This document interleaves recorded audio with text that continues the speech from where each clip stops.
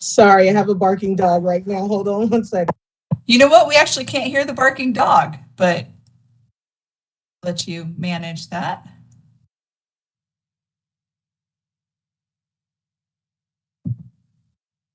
My apologies. Hello, everyone. Happy Tuesday. It's March 7th, 2023. And this meeting is being recorded. 101, and I call this Impact meeting to order. Welcome, everyone. Good to see everybody back. And so we will start by calling this meeting to order. The time is 101. First, we will start by roll call and establishment of a quorum. First, we have Dr. Edward Ray, Vice Chair. Here. NP Sally Pham. Here. NP Jan Johnson Griffin.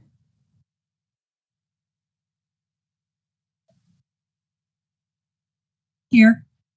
Thank you. Dr. Andrea Espinoza. Public member Betha Schnell. She is not on yet. Okay, thank you. We'll continue to take roll. If she comes on, will the moderator, will you please let us know? NP Dr. Kevin Maxwell. Here. And then myself, Chair Samantha Gambles Farr, present. And then our executive officer, Loretta Melby, is present as well. And so we have established quorum at this point. Samantha, can we check on board council, please? Reza Pejuhesh. Oh, I'm sorry. Thank you. Hi, everyone. It's Reza Pejuhesh with the DCA Legal Affairs Division. I'm the board's legal counsel. Thank you. Sorry, Reza. Never want to leave you out. Thanks. No problem. And now, with having called roll, we have established a quorum. The only member that is missing is public member Betha Schnell. And now, moderator, if you would like to give the general instructions for the format of the teleconference meeting, please. Good afternoon. This is the BRN moderator. I will be moderating the meeting. To facilitate public comment, we will be utilizing the WebEx question and answer feature.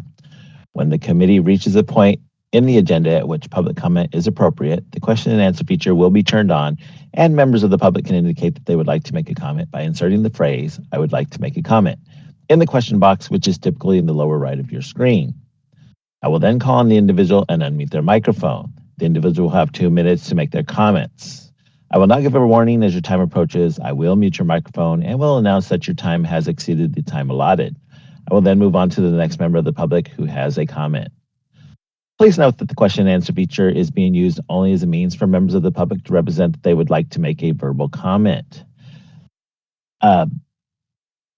Committee members will answer your comments appropriately.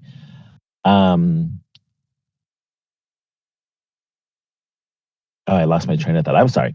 Anyways, I'm sorry. I will provide a brief reminder of this approach at the start of each public comment item. Finally, when board members or senior staff are not speaking, committee members or senior staff are not speaking, I would like to remind them to mute their microphone. If I detect background noise during the meeting as a result of unmuted microphones, I will interject with a brief friendly reminder. Thank you, board moderator. That was a difficult one to get through. We can move on to item 3.0, okay. Public comments for items not on the agenda.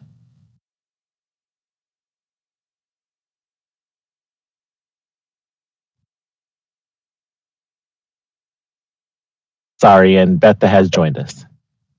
Thank you, board moderator. Okay, we will be opening for public comment now. I will be activating the question and answer feature. Please refer to the screen share for members of the public to see how they should type in the request for comment. Just have Betha check in for the record. Hi, yes, I am here trying to get my camera on. Thank you very much. Thank you. I've activated the question and answer feature. Members of the public can indicate that they would like to make a comment by typing into the question box, "I would like to make a comment."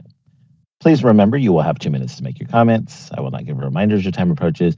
I do not want to interrupt you nor cause you to lose your train of thought. I will mute your microphone and inform you that your time has expired, and we'll move on to the next member of the public. I'll pause for a moment for members of the public to type in, I would like to make a comment.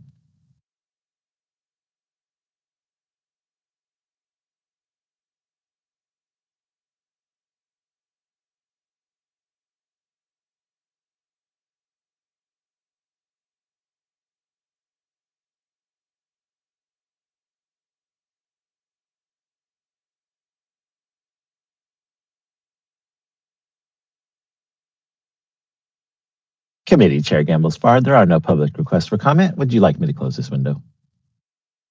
Thank you, moderator, please. Our next item will be agenda item 4.0 to review and vote on whether to approve the previous meeting's minutes. This will be from our meeting November 1st, 2022. And I will open the floor up to my fellow committee members with any corrections at this point.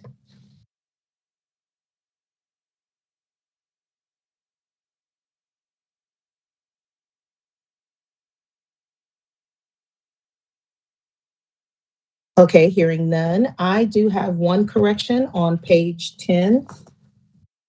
Under my statement, third statement from the bottom of the page, it says that Samantha Gamble-Spard says she supports the supplemental exam recommendation and the 45 CEUs. I was not in support of a supplemental exam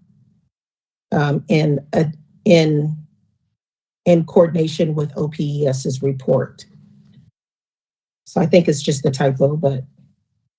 And It was, you support the recommendation of no supplemental exam. I think That's we just correct. forgot the word no in there. Yeah. So if we can have that. add no. Okay. Any of my committee members have any additional corrections?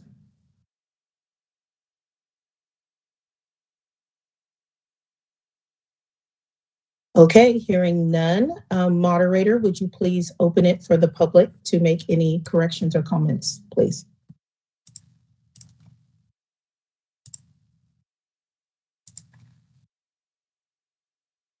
I've activated the question and answer feature. Members of the public can indicate that they would like to make a comment by typing into the question box, I would like to make a comment.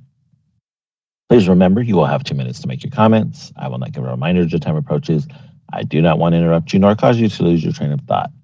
I will mute your microphone and inform you that your time has expired, and we'll move on to the next member of the public. I'll pause for a moment for members of the public to type in, I would like to make a comment.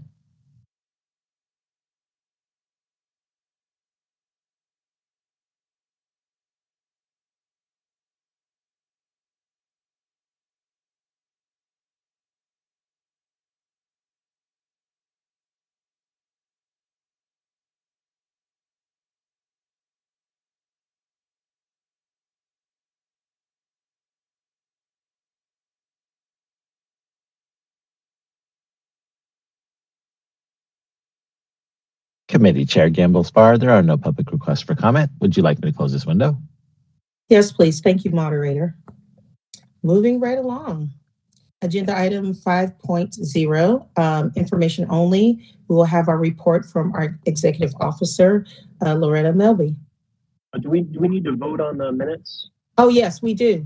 I'm sorry. I'm moving. Thank you. Things are moving along so And before I fast. could, Yeah. Thank you. Been a I'd long like to Tuesday. support a motion to approve the minutes. Yes, thank you, Dr. Ray. This is Sally. I will second that. Okay.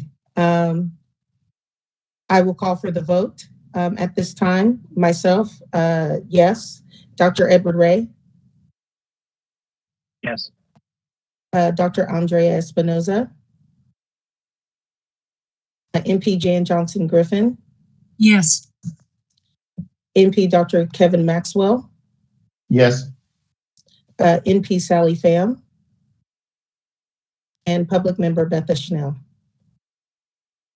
and this is Reza, and the motion, just to be clear, was to approve the minutes with the correction that Samantha noted on, I think it was page 10. Is that right? Yes, correct. Thank you. Okay, thank you so much. And thank you for you guys having, keeping me on track. Sometimes the days are long. Okay, so now we can move on to agenda item 5.0, with our executive officer's update regarding the implementation of AB 890. Samantha. So just a quick review, because I know that the NPAC is probably anxious to get on to the next two agenda items. AB 890, the regulations were approved to implement for both the 103 NP as well as the 104 NP. Those were approved at the end of December with an effective date January 1. And in the middle of December, we did open up the application for the 103 NP. We've gathered probably about 1,000 applications to date and approved just around 300. Some of the issues that we're running into are people are applying and they were not eligible to apply. So we will be working on a update to the application to allow for a withdrawal status, that we will then withdraw the application and send an email back to the applicant to let them know that they were not qualified to apply at that point. And so we will continue to kind of work on outreach with that. I've been meeting with CANP, with various medical groups as well, and hospital systems and unions to really clarify some of the messaging around AB 890. We did know that kind of the thought of what AB 890 was going to provide through that legislation didn't come all the way to fruition. So what stakeholders thought they received with AB 890 was not what the board was able to implement through the law that was written. One of those being utilization of legacy or retired certificates. That is on the agenda today to kind of speak to. But the reason I bring that up is several of the applicants that applied for the 103 applied with a legacy certification. And so that is what the impetus was, to bring that information forward to the NPAC for the discussion later after this, this agenda item. Additionally, when this rolled out, it was quickly discovered that the osteopathic physician and surgeon did not have the ability to attest to the hours that the nurse practitioner submitted. So we did a Breeze update as well as another IT fix, and that is now available for the osteopathic MDs to attest. However, because the nurse practitioner, the applicant, put the information in under the medical doctor, physician and surgeon information, they will have to update that provider information to include the appropriate credentialing and license number of the osteopathic physician and surgeon in order for us to process that application. So we will be addressing those applicants as well with various messaging. And the 104 application, we will have that released right before the ending of 2025 or the very beginning, January of 2026, understanding that the law requires the 104 NP to work in good standing as a 103 for 3 years. With that being said, the first 103 wasn't granted that status until almost the end of January of 2023. So we need to allow for close to 3 years for that to occur. But we are in process of updating that and getting that out there so that it is available when that first one is qualified to move forward. At this point, I'm open to any questions that our committee might have. If there was something that I missed on the implementation of AB 890 or that you need further clarification with. I have a question, Doctor. This is Dr. Espinosa. Can I speak? Yes, please. Okay. My question is, how I know that I've gotten several questions, people knowing that I'm on the committee, and I looked. I haven't looked through the whole application. I'm just reviewing it now on the wording and stuff. But what designates a 103 right now in terms of the facility where they can work? How is it worded to define a 103 for? I know what the law says, but how is it for the public to see? So I think there's a couple questions there. I just want to make sure I answer both of them. Sure. The board has no jurisdiction over healthcare facilities. So healthcare facilities can choose or not choose to employ a 103 NP. That is something that is completely up to them. We are the licensing entity for the 103. We are not an employer, and we do not have any jurisdiction over that. When you're looking at how does the public know that this NP is operating in the role of a 103, and to be specific on what the role of the 103 is that is a person that is operating within their national certification that does not need to operate under standardized procedures. That ability to verify that is on our website. So there is a license verification. If you click on our up on the top right corner on the rn.ca.gov, and it goes into a system that's supported by our parent company, essentially, Department of Consumer Affairs. And within that system, you can enter the name or the license number of any practitioner. And on the license, it will show what the specialty is, as well as whether or not they have a 103, or if they're a nurse practitioner that is the traditional nurse practitioner. When or if they become a 104 NP and that application becomes available, that will be on that license lookup as well. So the onus of the employer is to go on to, when they verify the license of the person that they are applying or hiring, that they would then look at the abilities of that person based on that license lookup. Did that answer your question, Dr. Espinosa, or was there more? There's more. Okay. So I guess the hard part is people wanting the facilities. The law did talk about what facilities were 103s. And I think that by that, I think we do have some responsibility to address that part of it. And my question is, because people don't know where can a 103 practice? That's not clear to the public. Where so people ask me, can I be a 103 practicing facility? I think the clarity of that is not there. Now we can say, well, this makes it easier, blah, blah, blah. Yeah, it makes it easier, but not clear. Easier in a sense because there's a lot of room for grayness there.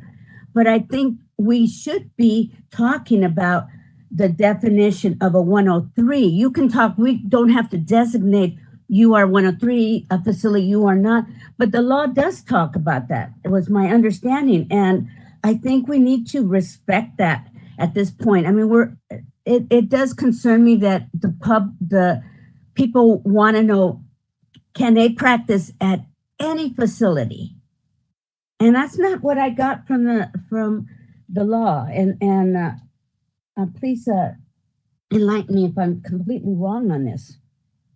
So you're not wrong, but I think it's a matter of where you would find this. So in our business and professions code, which is on our website and is available to anybody to look at, there is a statutory requirement that says where the 103 can practice. It is very clear. It is so clear that the board does not need to promulgate any regulations to further define it. And where that is at is under Business Professions Code 2837.103, little a, number 2. And it says a nurse practitioner who meets all of the requirements of paragraph 1 may practice, including but not limited to, performing the functions authorized pursuant to subdivision C in one of the following settings or organizations in which one or more physicians and surgeons practice with the nurse practitioner without standardized procedures. I will go through the list. It is A through F. So there is that defined 5 areas, and those defined 5 areas have other laws that they reference that define those facilities specifically that are outside of the BRN's jurisdiction. The first one says it's a clinic as defined in section 1200 of the Health and Safety Code. So if you wanted to know specifically what that clinic would be, you would have to access the Health and Safety Code and read section 1200. The letter B says a health facility as defined in section 1250 of the Health and Safety Code, except for the following. A correctional treatment center as defined in paragraph 1 of subdivision J of section 1250 of the Health and Safety Code, or 2, a state hospital as defined in section 4100 of the Welfare and Institutions Code. Then it says C, a facility described in chapter 2.5 commencing with section 1440 of division 2 of the Health and Safety Code. D, a medical group practice, including a professional medical corporation as defined in section 2406, another form or corporation controlled by physicians and surgeons, a medical partnership, a medical foundation exempt from licensure, or another lawfully organized group of physicians and surgeons that provide healthcare services. E, a home health agency as defined in section 1727 of the Health and Safety Code, or F, a hospice facility licensed pursuant to chapter 8.5, commencing with section 1745 of division 2 of the Health and Safety Code. The reason that the BRN does not have any further information to add to this section, whether it's added in regulation or any kind of rollout with AB 890, is that all of those sections are outside of the board's jurisdiction. So when a person is operating in any of these facilities, they are licensed to operate as that facility. It is completely dependent on the license of the healthcare facility, and they would know that on their license of whether or not they fall in between A and F.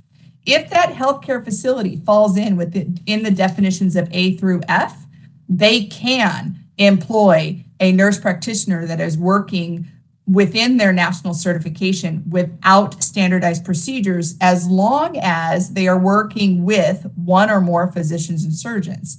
That is going to be up to their policies and procedures. That is going to be defined by their privileging staff, by their accrediting agencies.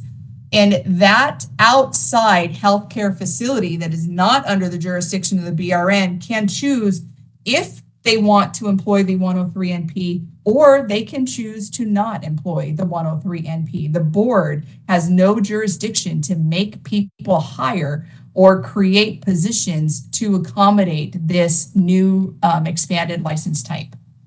But I would think that we would have some responsibility of guiding the facilities at some level to give them information. You said, well, it's up to them. However, as the entire law was kind of brought over in our lap to review and provide recommendations. And my idea is in my opinion, I would like us to make recommendations of whoever is able to clearly define those facilities, so that no one is hiring nurse practitioners in positions that or even less. Forget the hiring a nurse practitioner. I think that's not the issue. The real issue is the facility appropriate for the nurse practitioner to practice without standardized procedure? Is the facility. And that's what I think we have some responsibility, in my opinion, to help define that for the public. And the fact that I hear so many, I'm glad that you're visiting different hospitals and facilities, but I think for the entire California, particularly in the rural area, we need a little more help with that, or give recommendations so whoever can make those assistance to the public can do that, so that more nurse practitioners can be hired and more quickly. The ambiguity, I think it's holding up in this area, in the area where I'm practicing. It's holding it up, not facilitating it. I hear you with that. Again, it's outside of our jurisdiction. Our board cannot do that. Now, what we can do is I can reach out to California Department of Public Health, who does have the jurisdiction over healthcare facilities, and potentially they may decide to send out notices or anything saying that their healthcare facilities that they oversee can employ a nurse practitioner in this expanded role if they choose to. But that is not something our board can do. We oversee the licensee. We do not oversee the healthcare facility, but I can reach out to California Department of Public Health and I can ask if they are willing to do that. If they are not willing to do that, I cannot force that. Our board cannot force that. But I can make the request to California Department of Public Health, who has the authority to do that. We cannot blur those lines. We cannot we have no jurisdiction over healthcare facilities. So that is an ask that I cannot facilitate, but it is an ask that I can ask the appropriate department to address. I think that would be really helpful, because if in fact we do want to increase the nurse practitioners practicing without standardized procedure, the facilities don't want to do any error. In a city, maybe there's more access, but even letting them know, how do I know I'm a facility that can do this? There's small organizations that may not understand all that part. Big hospitals, yes, I understand. They should have people for that, but other facilities don't, and particularly smaller practices. So it would behoove us to try to help that. If we can't move that or make recommendations, I think what you suggested would be an excellent. I'd actually like to make that as a motion that No motion needed. This is information only. So there is no motion for this, but I can assure you that I am emailing CDPH right now as we speak to get this moving. Okay, thank you. Is there any other information that our committee members are needing some additional clarification on the implementation of AB 890? EO Melby, question. Oh, I'm sorry. Yes. Dr. Maxwell, you go first and then I'll go after you. So my question is, if you work for a facility that chooses not to allow their nurse practitioners to operate without standardized procedures, would that preclude somebody who already has the 103 designation from going for the 104 designation? Or do you have to have been working for 3 years without standardized procedures before you can even apply for the 104? That's my question. Yes, so I'll answer that. It says that the board shall issue the 104 certification if the 104 has, if the 103 NP has operated in the role of the 103 NP. And so if they are solely working in the realm of a nurse practitioner that's working underneath standardized procedures still, even though they're carrying this certification as a 103, but they're not utilizing it, they would not be able to progress. It specifically says in the AB 890, which became Business Professions Code 2837.1, it says, has practiced as a nurse practitioner in good standing for at least 3 years, not inclusive of the transition to practice requirement pursuant to subparagraph D of paragraph 1 of subdivision A of section 2837.103. The board may, at its discretion, and it says lower its, experience. Trying to find the specific one, sorry. Rez, if you have it up, that'd be great if you want to jump in, but I missed the section here. Started reading something and my computer flipped and I can't find it. Looking for which section under 104? Where it says that they have to work as a 103 for 3 years before becoming a 104. And I had it up and my computer just glitched and now I'm trying to find it again. Under 2837.104B, it lists the requirements as one, meet all of the requirements specified in paragraph 1, subdivision A of 2837.103. And then additionally, have to hold a valid and active license as an RN and a master's degree, have to practice as a nurse practitioner in good standing for at least 3 years, not inclusive of the transition to practice. But I think Go for it. think Thank you. the one that requires them to have worked as a 103 is the first one, meets all of the requirements specified in paragraph 1 of subdivision A. They, excuse me, they have to become a 103 essentially under that first requirement because they have to meet all of the requirements specified in 103A1. And then under 3, it says practice as an NP in good standing for at least 3 years, not inclusive of the transition to practice. Thank you. I think that answers it. So yeah, so subdivision, paragraph 1 of subdivision A is just right above that in the law, and it talks about them performing the functions in specified in subdivision section 2837.103. So if they're not actively practicing as a 103, they do not progress to a 104. So the person that chooses, the NP that chooses to continue to be employed by a facility that does not let them practice in their full scope of practice as the 103 NP, that experience would not be able to allow them to move forward to become a 104. However, the nurse practitioner can choose to not be employed by that facility. They can choose that you're not gonna employ me and work me to my fullest level of the certification. I will go find a job someplace else. If they don't want to leave the facility A, that they're working as a traditional NP underneath standardized procedures, but they still want to gain experience, they can do that through a second job. Not that we're recommending nurses work 1, 2, and 3, and 4 jobs, but there are various pathways that a nurse practitioner can choose in order to get the experience as the 103, which would qualify them to become a 104.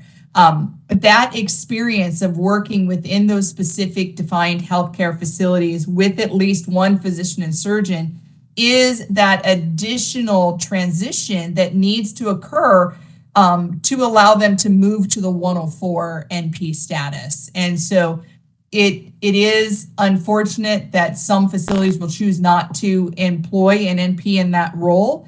And that kind of advocacy will have to come from the various nursing organizations outside of the BRN, because the BRN, again, the impetus of the BRN is protection of the public and not promotion of the profession.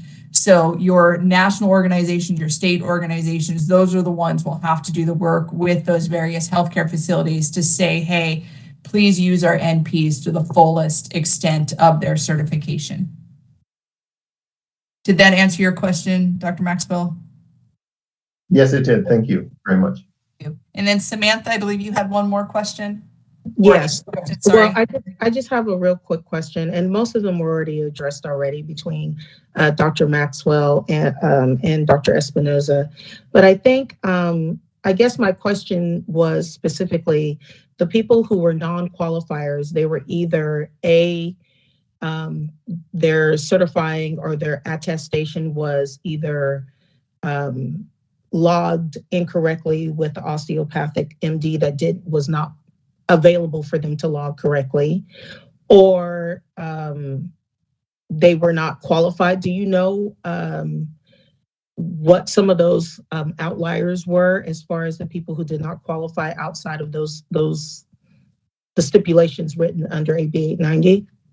Yeah, so the only requirements that are on the nurse practitioner application is that you are nationally certified in a population focus that is licensable, that you completed your transition to practice, the 4,600 hours within the last 5 years, working up to when you did your application, and that those hours were completed in California, and that the physician and surgeon, whether it's a medical physician or surgeon or an osteopathic physician or surgeon, attest to those hours.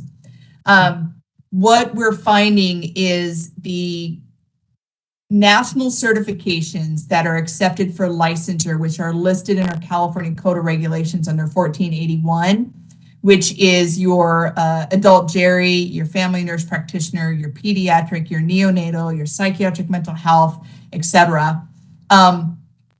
the messaging that came out from the various organizations wasn't clear, that those are the only national certifications that could become a 103.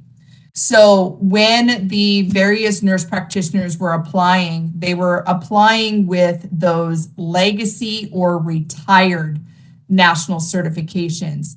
And that did not qualify them for licensure. So we are going in and creating messaging that will go through and withdraw those applications. That was something that our board staff and myself did not prepare for. We did not have the foresight to see that a nurse practitioner would choose a specialty that they're not certified in on the application process. And so the example is on the nurse practitioner in those categories, the national certification that is accepted for licensing says adult geri primary care or adult geri acute care. That's just one as an example. But you would get a person that holds a retired national certification of acute care, and they then chose the adult geri acute care because that was the one that closest resembled their acute care national certification. And so they went through the process applying under that one, which was false. They cannot apply under that, but they did. That's the same thing that happened when it went into the physician and surgeon attestation. On the physician and surgeon attestation page, there's a link that takes you out to the medical board where you enter the physician's name, and it pulls up what category of physician they are, as well as the license number of that physician. And then you take that information and input it into the application. What happened is people bypassed that. They went to, even though the link was to the medical board only, they went outside of that link, went to the osteopathic board, pulled the osteopathic credentials, and then inputted that incorrectly into the medical physician and surgeon's information. So that osteopathic MD was able to get the email from our application saying that you have this to attest, but there was nothing that they could do to access the link to attest because the applicant put in the information under the medical physician and surgeon versus the osteopathic physician and surgeon. The way that a physician or surgeon attests is they enter through this system called IDEAL. When they enter into the system called IDEAL, they verify their identity, which includes verifying licensure. Because it was inputted under the medical doctor information, they were not able to verify them as a medical doctor because the osteopathic physician surgeon is not a medical doctor, physician and surgeon. So they were unable to even access the thing to attest. So our very eager nurse practitioner applicants kind of tried to bypass two different blocks within the application that would have let them know that they wouldn't qualify at this moment. And they kind of entered in their own information, hoping to kind of progress it through. So we have to, at this point, go in there and pull those out because they never should have submitted applications. If they would have got to the pages that said, these are the adult geri primary care or acute care, and it says in what we call a kill question. So the question says, do you have a national certification in these categories as listed in 1481, and you click no, then your application would have stopped you at that particular moment. So what happened is the nurse practitioner clicked yes, which was false. And because they clicked yes, which was false, they were allowed to proceed to further continue in their application process, even though if they would have answered correctly into no, they don't have a national certification in one of these categories, they would have been kicked out at that moment and would have known immediately that they did not qualify. But either they didn't read, which we do find a lot of times that people don't read the application thoroughly, or maybe they did not understand that these categories are specific to the name of the national certification, and there was no room for variations. If it wasn't an adult geri acute care, you did not choose adult geri acute care because it most closely aligns. So those are some stuff that we'll work on trying to make much more clear. And again, at agenda item, I believe 7.0 is when we'll get that much more clear and have that as reference material to go back to for those legacy or retired national certifications. I guess my follow-up question is, once those applications are removed, will there be some type of notification for those applicants to let them know exactly that they've been removed and why? Yes, we will be sending out, there will be an email attached to the withdrawal. And again, we have to build that process. This is a brand new application. So these things that didn't kind of immediately stand out, that we would have nurse practitioners bypassing some of what we call the kill questions. We didn't have this built to say, although you think you are able to do this, you're not, and this is why. And so we will, when we withdraw the application, send a notice out to that applicant that this is happening. We have not been able to do that at this moment because that part wasn't built. So once we get that built, that will go out and we will have that notification ready for them. Perfect. Thank you. That answers all my questions. Any other questions from the board? From the committee, I'm sorry. Before I turn it over to the moderator to open for public comment.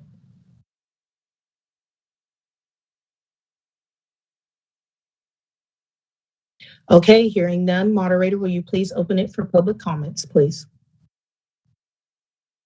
Public comment now. I will be activating the question and answer feature. Please refer to the screen share for members of the public to see how they should type in their request for comment.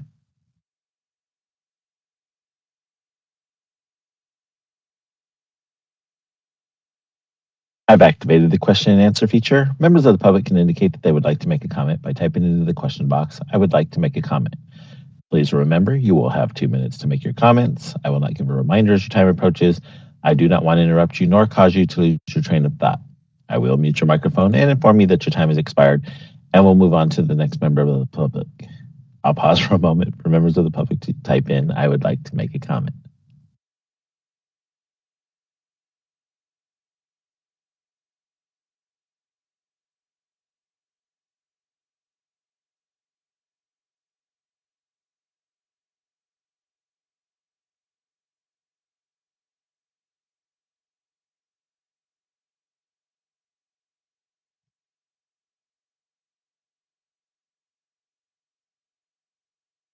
Committee Chair Gamble Spar, there are no public requests for comment. Would you like me to close this window? Yes, please. Thank you, moderator. Okay, moving on to our 6th agenda item regarding the procedures for impact to provide recommendations or guidance on care when the board is considering disciplinary action against a nurse practitioner. We had a meeting, it was an information only meeting, January 31st, regarding the processes of disciplinary action as it relates to the BRN right now, and how that could potentially impact and does impact current NP practice for 103 NPs, and potentially, once regulatory language is completed for 104 NPs, how that will directly impact them. I now want to open it up to any members of the committee for feedback, thoughts about the presentation, and also to E.O. Melby to give additional information as well. Thank you. So I'll actually open up real quick and kind of set out some information and then have a discussion around that. So one of the issues that we identified when we had the January 31st meeting with both NPAC and NMAC was some clarification that needed to be done around the language in SB 1237 that affected the nurse midwives and the language in AB 890 that affected the nurse practitioners. Specific around the language of where the advisory committees would have an ability to provide input on discipline. And I'll read the specific section to get that clear for you guys. So let me just pull it up here real quick. And that specific section talks about, I'm just pulling it up, sorry, I wasn't 100% ready for that. Forgive me on that. So it's section 2837.102, and it is the Business Professions Code.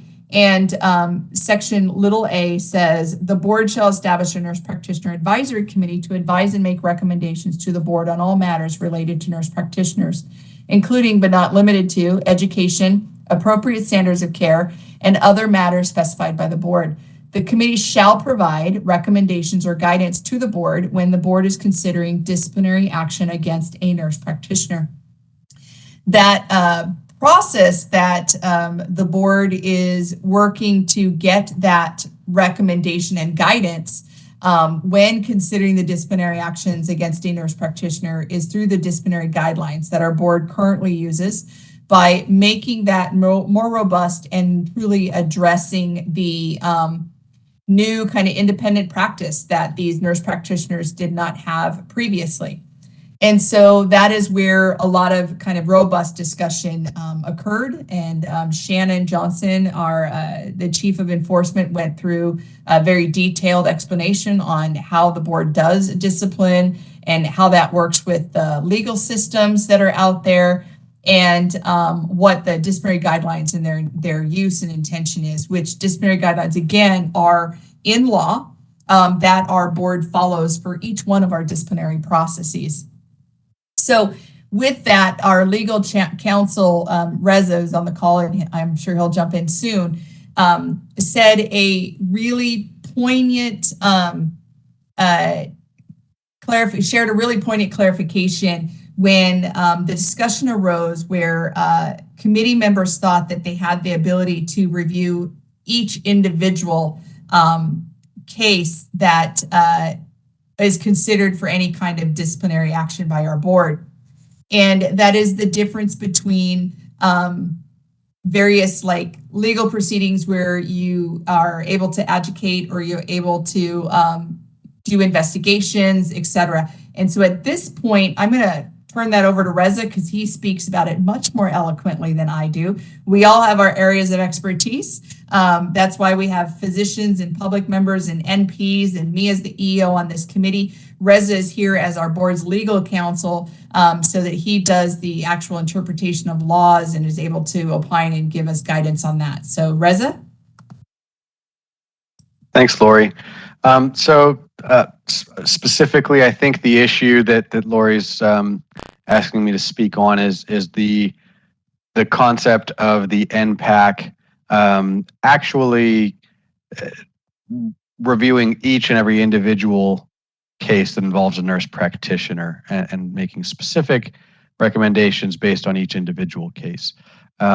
This has been a long discussion about how we fulfill our statutory requirement of NPAC guiding the board, and currently we're moving forward with the disciplinary guidelines being the avenue for the NPAC to provide its feedback. But in case there is kind of still some lingering confusion or perhaps interest in this committee actually reading every individual case and all that, that's what I'll speak on. And I'll try to keep it a little brief, but happy to go into more detail.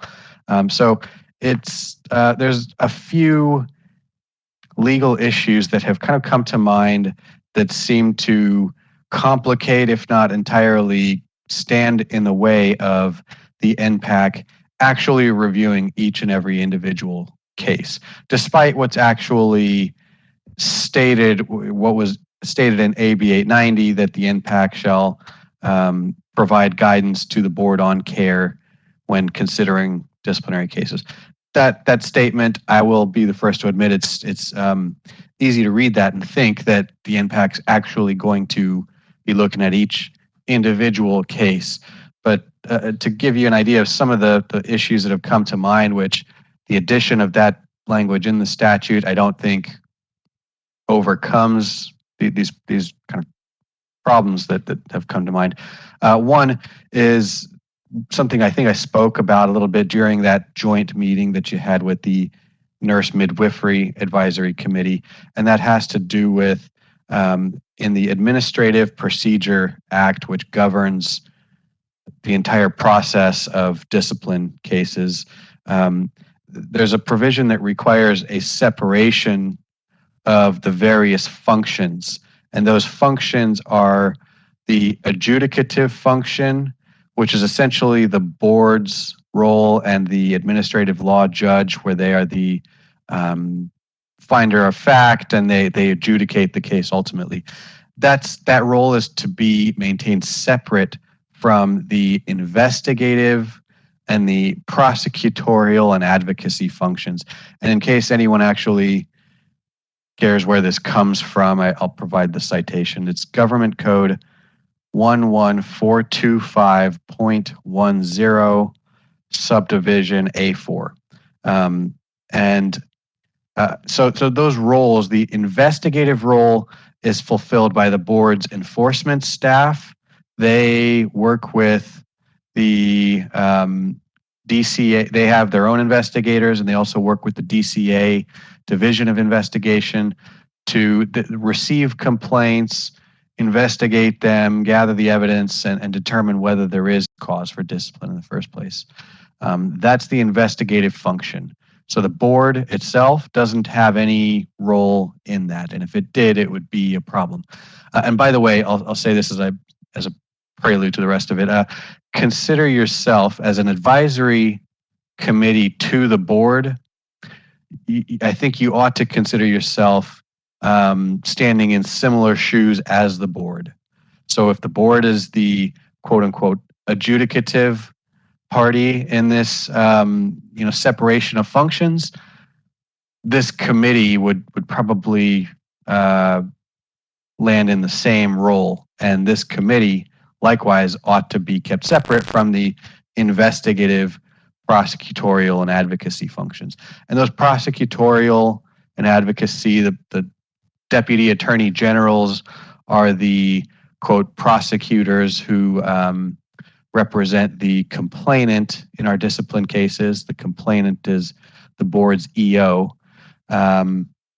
And then advocacy occurs on behalf of both parties. So the board, and by extension, its advisory committees, is really not to be mixed up in investigation of cases, nor in the advocacy of cases. The board is neutral.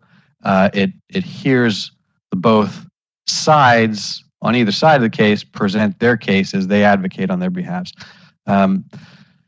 So that was one concern, is if this committee was actually reviewing individual cases and giving recommendations to the board, is that dabbling into the investigative realm if that's occurring before a case is actually filed, or is it if it's occurring after the case is filed, is it getting into the advocacy and prosecutorial functions?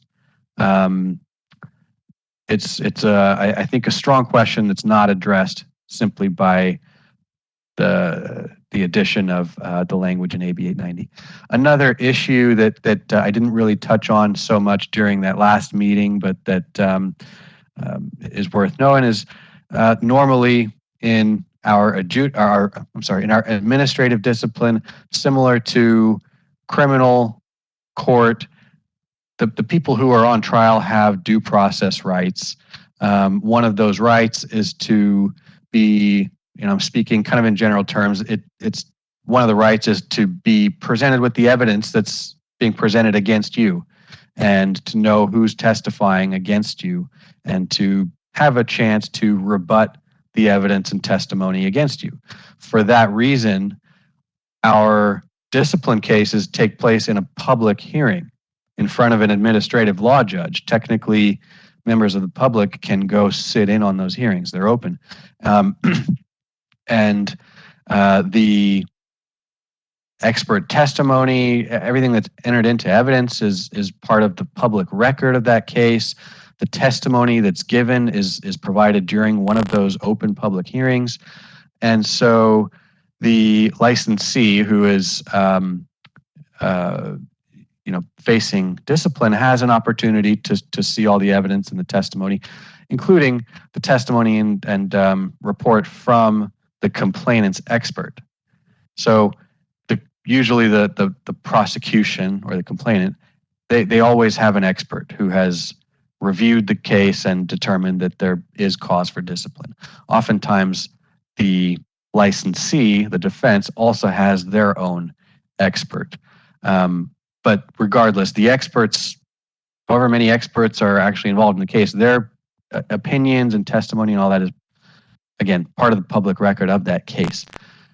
In contrast, if the NPAC were providing recommendations to the board on specific cases, it could go one of two ways. One, if the committee is doing it privately, that's a problem because the licensee doesn't have the benefit of knowing what the committee is advising and doesn't have an opportunity to rebut that position. And then alternatively, I'm not sure even how this would really work, but the alternative is to somehow have the committee's recommendation entered into the public record of the case, and that also raises issues with how exactly does that happen? How does it happen without violating Bagley-Keene? And there isn't, to my knowledge, to my admittedly limited knowledge, I'm not aware of any kind of corollary in other boards or other adjudicative contexts where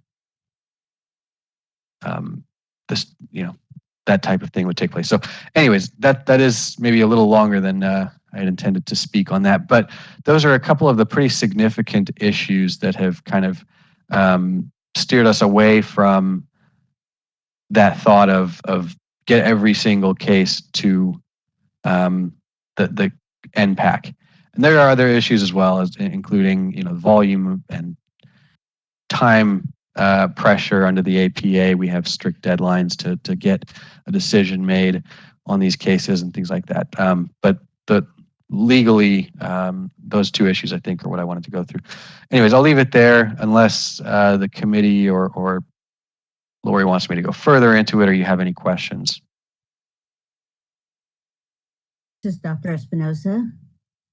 My question is, so it sounds like looking at it's very complex legally, and we probably should not be involved that closely with individual cases. But it would seem to maybe be our responsibility to look at trends of disciplinary cases that are standing out as, okay, something's going on in the way this is being interpreted by the public or whatever. And so there are some nurse practitioners falling into disciplinary action. And it would seem that maybe it would behoove us to look at trends in cases or discipline rather than that we could have that we should look at how we could make some recommendations rather than looking at individual cases, but maybe having Ms. Melby see, okay, we're seeing trends in this. This is going on because of the way the recommendation we have right now. Do you see what I'm saying? Does that make sense? So yeah, that makes sense. I think a couple of things I'll say. First of all, the route that we've kind of decided to take for now with the disciplinary guidelines, as we talked during the last joint meeting, there's a lot you can do with that. You can, for example, identify like certain procedures or certain situations, what the standard of care requires, or you could identify what typically is done in those disciplinary guidelines, identify for a particular type of violation committed by an NP, what maybe ought to be part of their, rehabilitation as a term of probation and things like that. So there's a lot you can do there. as far as like identifying trends, I think that's a good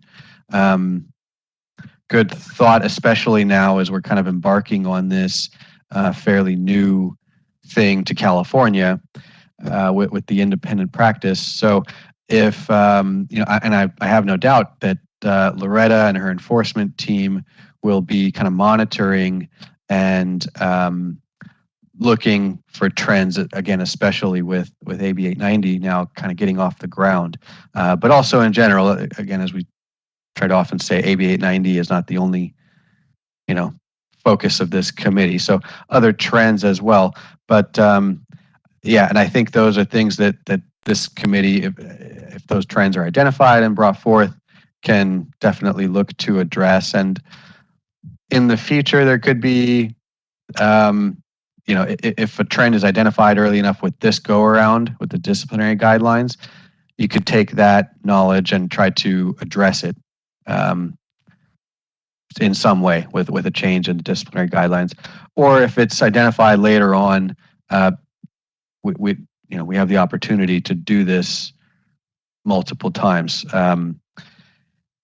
If the committee itself wanted to kind of have a more active hand in reviewing cases to look out for trends, that's different than reviewing individual cases to advise the board and get involved in the investigation and things like that. And that I think there is potentially room for that. So if that's something that this committee was interested in, you could possibly have the enforcement unit send maybe, and I'm thinking out loud here, this is a thought that's being developed as we speak, but possibly a subcommittee that maybe gets enforcement cases that are already filed, because by then they're public, and gets a chance to look at those cases and kind of keep track of trends that way, if you want the committee members to be involved in it. That's one way. Hey, Reza. I could add to that. I would say also maybe cases where perhaps there's unclear language, unclear regulatory language and disciplinary guideline language, or areas where it's not well covered by these things that we've helped establish. Maybe those cases could also be reviewed even after the fact with the NPAC, so we have an opportunity to see if there's some needed change in that language. Yeah, I think so. So what we're kind of talking about now is a departure from reviewing cases to give guidance to the board, and that's fine. So the guidance that you're going to be giving to the board is via the disciplinary guidelines, unless the legislature changes things and somehow removes these legal obstacles for us. But for now, the disciplinary guidelines are the mechanism to give that guidance. Meanwhile, as a separate thing, you can, like we were talking about, review for trends and review for things that maybe don't fit within kind of current parameters. Yeah, Reza, this is Samantha. I'd like to echo Dr. Espinoza and Dr. Ray. I think that, we really, as we kind of embark on this 103 MP, even with like the establishment of the website going on, there were things that needed to be rethought and reprocessed as we kind of start this journey. But I do believe that we should not be reviewing individual cases, because I think that it withdraws from the due diligence of time for whoever is being affected by it. And then for all the other reasons that you stated. But I love Dr. Espinoza's idea of following trends. And we can really identify the additional, anything else that was perhaps missed in regulatory language if we needed to go back. Like Dr. Ray said, language that may be things that we didn't think of, or situations, if it's a one-time thing, or if we start seeing trends over and over again, then that's something that we would need to give feedback on and have input on. And I just wanted to echo their sentiments. So for me individually, just speaking for myself, I don't feel that individual review of each cases is something that we need to do because there's a process that has been established, and it's we're talking about 103 MPs that will be practicing along with other cohorts as well. So I'm confident in the disciplinary process that we have in place right now, and we'll just follow trends from my perspective. I don't know if anybody else has anything else to say. And I do agree with that recommendation very strongly. I think it's very important for us to review trends because I do think we should be able to weigh in on trends or unclear language as our capacity as consumer protection. But I would definitely agree not on a case-by-case basis. But it would be nice if we could review the trends. I would hope at least quarterly. Without knowing the volume, it's hard to say how frequently. But I think we don't want to get too much in the rears on reviewing the trends if it's possible. Thanks. So we do have quarterly board meetings where that data can be shared out in a public manner. And if you guys choose to, at a next committee meeting, when we agendaize a subcommittee to be created to look at disciplinary guidelines or look at the discipline issues or circumstances surrounding the nurse practitioner, then that subcommittee can access all of that information and can continue to work with board staff and be able to analyze that. That way it would be public and it would be quarterly. So I think that's absolutely everything that we can do to accommodate this. What I'm hearing is Samantha said she agrees with this, and I'm hearing Betha say that they agree with this. Is this a motion that you guys want to make and a second and then go out to public comment, or is there more discussion? I have a question. Oh, sorry. Go ahead. Oh, just real quick, when we say also that we would review the trends, would that include also the action that was taken or not taken in that trend analysis quarterly? So sorry, Reverend, I'll let you go in. The taken, I think, would be absolutely something would be done because that's public. But if we get a complaint and we do an investigation and that's not warranted, it's closed. There's nothing further that goes on, so there's nothing public at that point. So that data does not go out.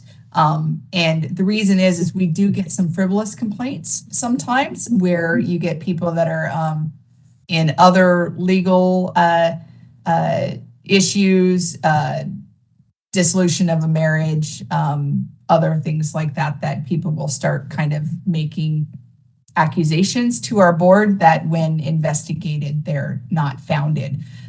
We do also get complaints that come in for various reasons, and we find out that it's not under our jurisdiction. And so it might be a complaint that's not an NP, but they said it was an NP. All of those get closed.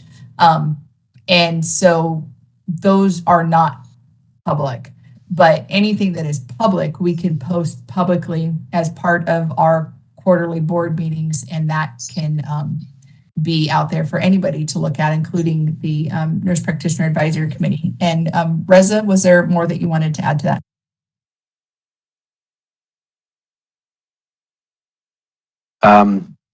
No, it was so long ago, and I don't think it was that big of a point I had.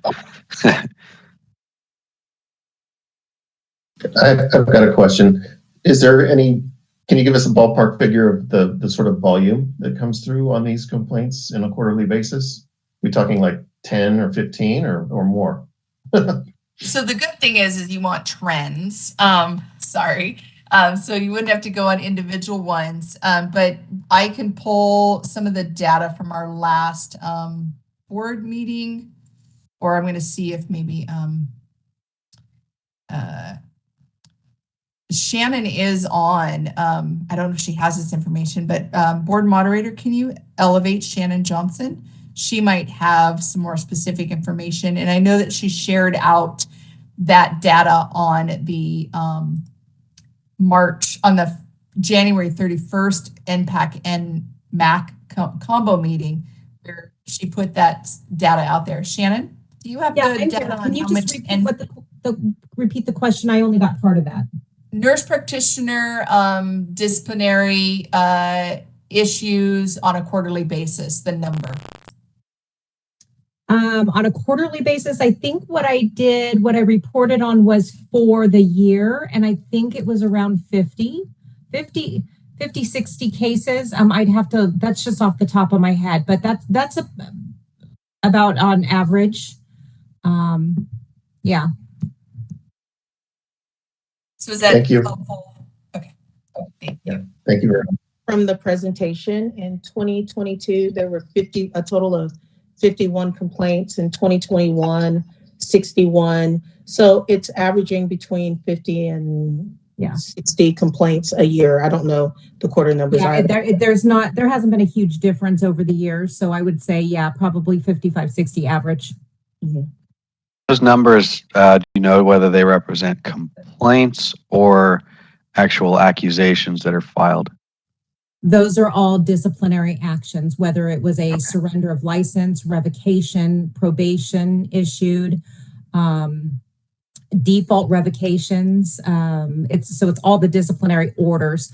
I could get you the number of complaints if you wanted to see that for a future meeting.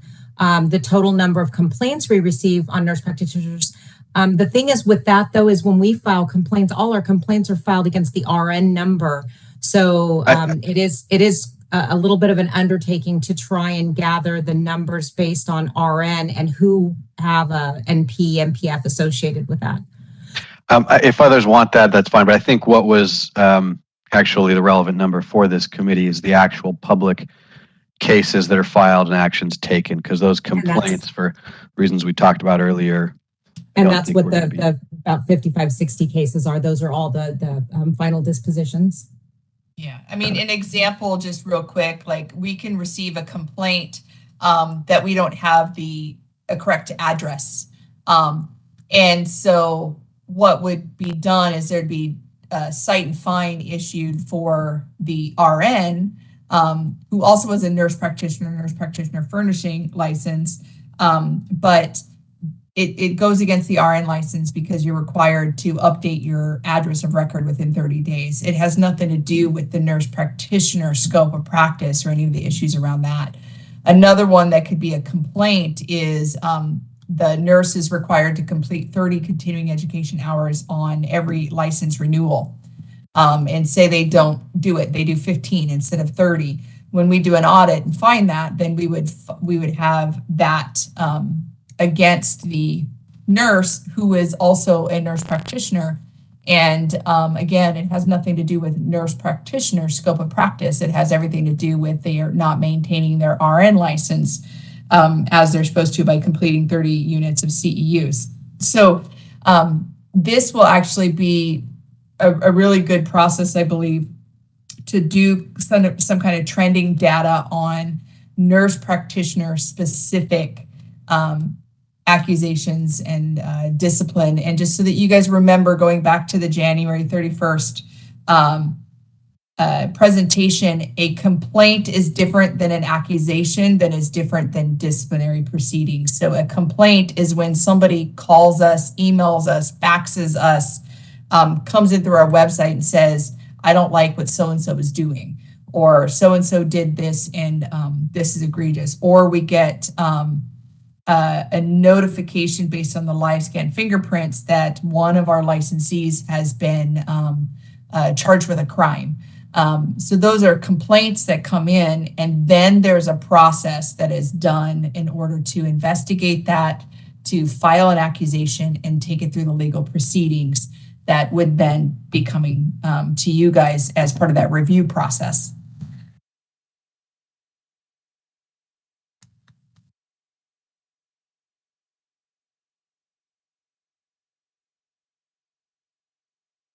Any other questions?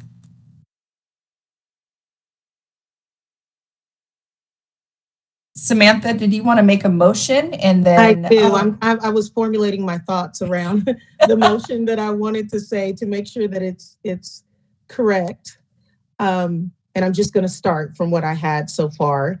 I would like to motion that the Impact Committee shall establish a subcommittee to analyze disciplinary actions of nurse practitioners quarterly. To I'm trying to find the right words to make sure that it's crystal clear, to make sure that we're watching trends in practice. So it would be to evaluate, analyze, evaluate, and potentially make recommendations Yes. on disciplinary proceedings. Would that be the correct term, Shannon, on a quarterly basis? Yeah, that's fine. Whether it be on the disciplinary, because we want to do it at the end result, correct? Not during the middle. So it would be all the That's the outcome. Yeah. Yeah. So it would be on all the disciplinary dispositions. Dispositions. Perfect. Okay. Disciplinary dispositions. Yes. Okay. This is Sally. Can I ask a question? Is it specifically for the 103 we're focusing on, or all NPs? All NPs. Yep. Okay. Let me see here. To analyze, hold on, I'm gathering my thoughts here and make sure I get it all down. So to analyze disciplinary dispositions of nurse practitioners, to analyze, what did you say, Loretta? That was so good. I missed it. Analyze, evaluate, and provide recommendations or guidance on all disciplinary outcomes. Yes. Critique that. I'm a little, I was trying to make a distinction between reviewing the cases to provide recommendations or guidance on care in the words of the statute and what we're actually doing, which is to identify trends and things, which I think long run, it is kind of the same thing. I think the reason we're talking about this as part of this agenda item is for the NPAC to review trends and things long term and to be able to update its recommendations to the board when it comes to these disciplinary cases. But again, we're not reviewing these disciplinary cases at this time to provide individualized recommendations on care to the board. So being mindful of that distinction, I just want to be a little careful in wording the motion, just to kind of avoid some of the keywords that are in the statute about, recommendations and guidance on care, just to avoid any confusion on what we're actually doing. I'm saying it, very clearly what we're doing, so we're not trying to hide it. Maybe NPAC to establish a subcommittee to, I don't think it needs to be that detailed, to review disciplinary cases of nurse practitioner. What was the word you used, Shannon? To review the disposition. Dispositions. Okay. To review the final disposition of disciplinary cases against nurse practitioners on a quarterly basis, to identify trends in enforcement issues. And leaving it kind of broad like that with the term enforcement issues gives your subcommittee the discretion to look into the types of misconduct that are alleged, the causes for discipline that are brought forth, the types of facts surrounding these things, the ultimate discipline that is handed down, etc. So I'll read it one more time, and if you can let me know if this is the motion you had in mind. So the motion for NPAC to establish a subcommittee to review the final disposition of disciplinary cases against nurse practitioners on a quarterly basis to identify trends in enforcement issues. Can we limit, excuse me, may I speak? May I say something? Yes, Dr. Espinoza. Yeah, is it possible to limit to 103, 104s? Because it seems that that might overlap with other committees. It just like I don't think you're actually. I might be misunderstanding, and forgive me if so, but I don't think there's any overlap here because technically the wording of, I mean, the statute puts basically all NPs within the purview of the NPAC, not just 103s and 104s. So even though what we're talking about is not what's talked about in the statute, where it says to provide recommendations on care to the board, even that requirement is as to all NPs and not just 103s and 104s. So yeah, I'd recommend if you're doing this, just keep it broad. Of course, if we're looking at trends and things, as I said before, I'm sure your subcommittee will be very mindful and kind of on heightened awareness for like 103 NP issues, because that's so new and because we are still in the midst of deciding what we need to do and making necessary changes, etc. So Okay, I'm going to read the motion and make sure that I have the wording correctly. I motion that the Impact Committee shall establish a subcommittee to renew the final disposition of disciplinary cases against NPs on a quarterly basis to identify trends and enforcement issues.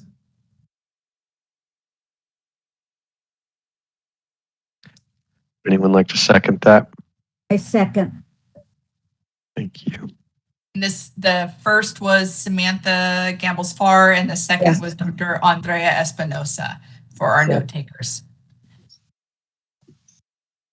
Board moderator, can we go out to public comment, please?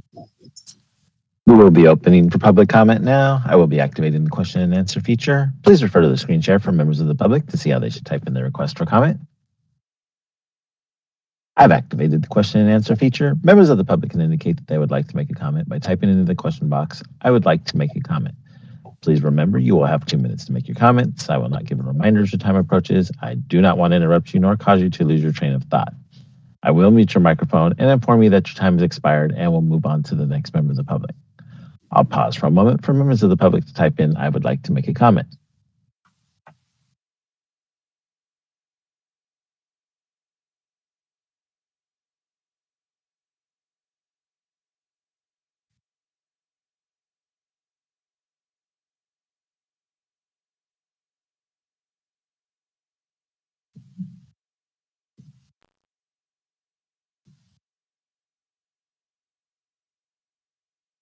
Committee Chair Gambles-Farr, there are no public requests for comment. Would you like me to close this window? Thank you, moderator, please. Okay, we have a motion on the floor. It is now time to have any additional discussions before we take it to a vote. Is there any additional discussion regarding this motion?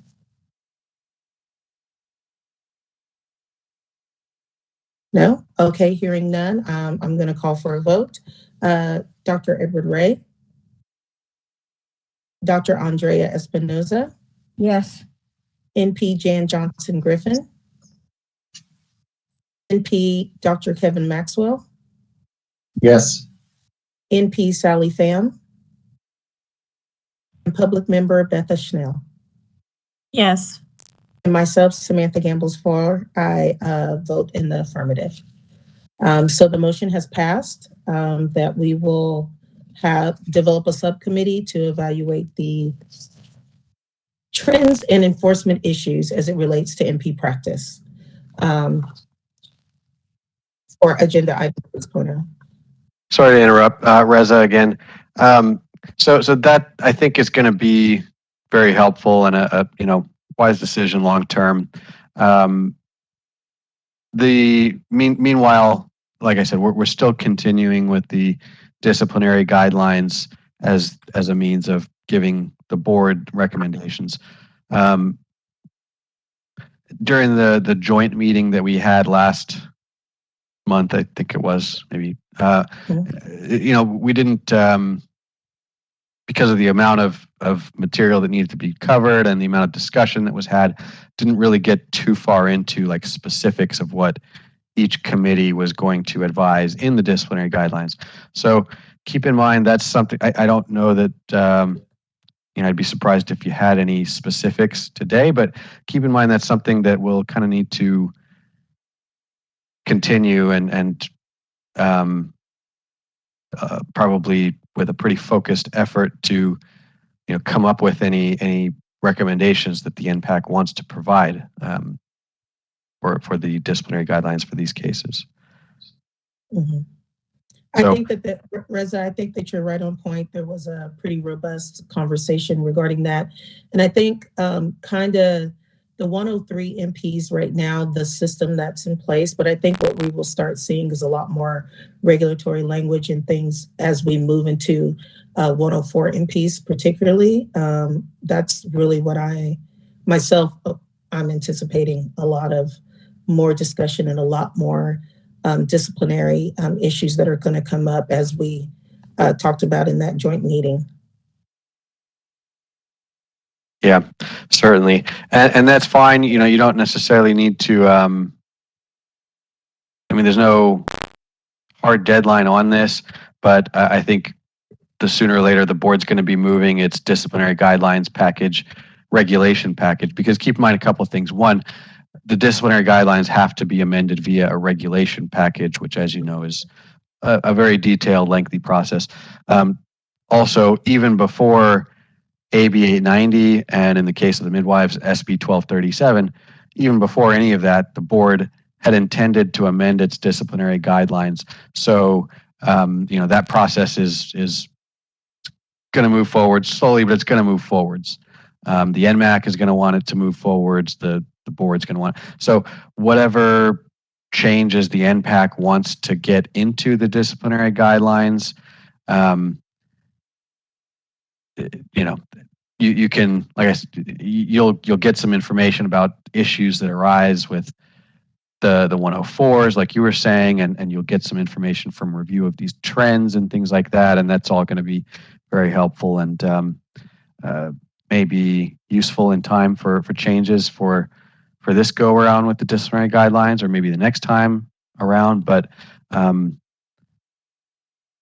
regardless, in the meantime, you do still have the opportunity, even without waiting on those pieces, to come up with things that you want to add into the disciplinary guidelines. So I put that out there because unless you're prepared to kind of put some of those specifics out here today, it's something you need to think about in between meetings and come back with ideas. And it could be another area possibly for a subcommittee to be able to work offline to consider the disciplinary guideline revisions. I put that out there because I don't want to lose track of this disciplinary guideline revision is going to be going forward, and it we want to be on that train. I guess the only question that I have, Reza, is do you have a timeline for when you think that process will be completed? Have they started that process yet? I mean, I can speak to that, Reza. Yeah. I'll just say real quick. Probably what Lori's going to say is no, there's no timeline. I anticipate there is a timeline. NMAC's going to need. So that's why I want to jump in. We planned on updating the disciplinary guidelines this year. We planned on having language to our board to vote on by the November board meeting. If that is something that we are not able to do for the NPAC and NMAC recommendations, we will most likely move forward with revisions with the disciplinary guidelines, sans the NPAC, NMAC recommendations, because we do need to go ahead and get those updated. If that is something that we can get feedback in on NMAC and NMAC to update a specific section on that, then we would love to do that. If it's decided that we need to push it to the beginning of this next year, we can do that. But when we're looking at the planning for regulatory updates, we work with the Department of Consumer Affairs because we utilize their regulatory attorney. It has to be reviewed by the DCA director. It has to then be reviewed by agency, and then it has to go to the Office of Administrative Law. So we create a calendar of what we're going to work on in advance, and we turn it in for approval and we move forward. So there is definitely a calendar out there. It is agenda. It's not agenda. It is planned out, and the intention is to have disciplinary guidelines to the board for language for the November board meeting. But if it is not something that we can continue, and if our board decides that they don't want to move forward without NPAC and NMAC recommendations specific to the advanced practice RNs, then our board will then at that point choose to agendaize that for a future board meeting other than the November board meeting. And then we will update the DCA director and agency and OAL that we would be amending that calendar and moving it to the next year. But just to throw that out there on the question of when and how and what the disciplinary guidelines are kind of scheduled for, that is the intention that was set forth last year. But it is the January 31st meeting and the now subsequent NPAC and NMAC meetings with the process of utilizing a subcommittee, et cetera. It has kind of delayed that a bit, and we can make adjustments to that. But I wanted to let you guys know that what was originally planned and what may now change is out there and available. Thank you, EO Dudley. I have a question. May I speak? Yes, please. Are the subcommittees going to be like they were previously, where only 2 people can be communicating with each other and not with anyone else? So are the subcommittees going to have subcommittees? So the formation of subcommittees is limited to only 2. That is a Bagley-Keene provision. You cannot have more than 2 people meeting outside of a publicly noticed meeting, which is why it would have to be limited to 2 people, and they would have to work independently and then bring that information back to an advisory committee for discussion and conversation around it. Looking at this very briefly, it seems to me that there's 18 separate areas that have to be addressed or should be addressed. So that's quite a number. Am I looking at this correctly? There are multiple sections of those disciplinary guidelines. They may not all need to be addressed to work with the APRN designation. Understanding that we have had these APRNs, we've had these disciplinary guidelines longstanding, and it is functional and it works really, really well. So there may not be a reason to go back and provide changes to every single section. You guys may decide that you want to create a new section that is specific to 103s and create a new section that is specific to 104s, or what might be kind of better managed is a section that addresses independent practice, because that then would address the nurse anesthetist, the nurse midwife, the nurse practitioner that can become a 103 and 104. So you may say that, the disciplinary guidelines are good as far as we see, but what we want to do is add a section for independent practice with a call out for NPs. And that might be what you guys choose to do versus revising an entire disciplinary guideline. You might say, I don't need to address those sections because those sections are sufficient. We need to address a section on independent practice for APRNs, and you might then choose just to do that. Okay. Thank you. You're welcome. We have a motion, a section, we have public comment, and it looks like we did the vote. Yes. So we can move on to the next agenda item. Is that okay? That's correct. Yes, perfect. Okay, we are to the last agenda item. The the next to last, a discussion for possible action regarding recognition of legacy certifications and specialty certifications for MPs to practice under the Business and Professions Code 2837.103. I will open the floor up to E.O. Melby and other committee members for their input regarding this agenda item at this time. Thank you, Samantha. So in the agenda item summary that is on page 22 of the materials, I tried to be very kind of clear into what a legacy or retired national certification is. I tried to include references back to our regulations and our statute, and then also talk about what the specialized national certifications are as well, to really kind of open up this conversation. When we looked at regulations and regulations were developed to implement AB 890, so specifically for the 103 and the 104, what was in there is the requirement that it has to be tied to a national certification. With that national certification, the licensing requirement for all the boards of nursing throughout the nation is that, and that is also in there under the consensus model for APR and regs, licensure, accreditation, certification, and education, and that link is in there. Talks about the ability for boards of nursing to license at the population-focused level. In addition, I put in the information about OPES, and that is the Business Professions Code 2837.105, where it says that OPES needs to evaluate the current examination of the national certifications in order to see if an exam is needed.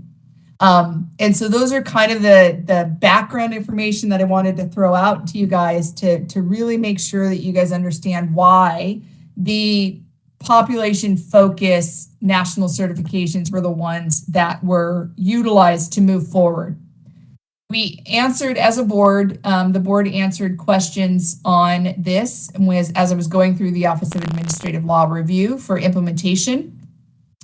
But we've since continued to have people reach out and say, can I come in under my legacy certification? Can I practice under my specialty certification?